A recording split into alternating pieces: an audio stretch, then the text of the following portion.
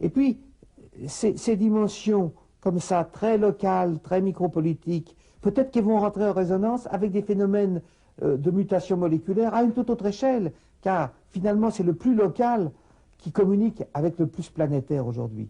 C'est s'occuper de la défense des arbres que Chirac veut couper dans Paris, c'est s'occuper de la défense des animaux, de la défense de la biosphère, lutter contre la pollution. Ça rentre en résonance immédiate avec, mais qu'est-ce que c'est que cette façon d'être sur la planète? Est-ce que les hommes se sont crus dans l'univers comme sous le regard de Dieu, comme un don de Dieu, comme une création de Dieu?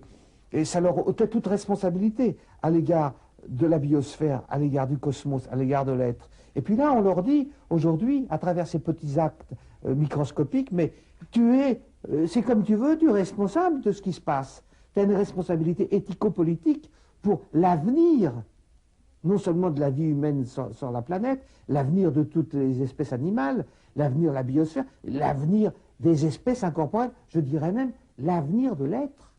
L'être n'est pas un don de Dieu, l'être, il est produit par l'énonciateur aujourd'hui collectif, qui est ce mélange de machines individuelles, de machines collectives, de machines technologiques, de machines scientifiques.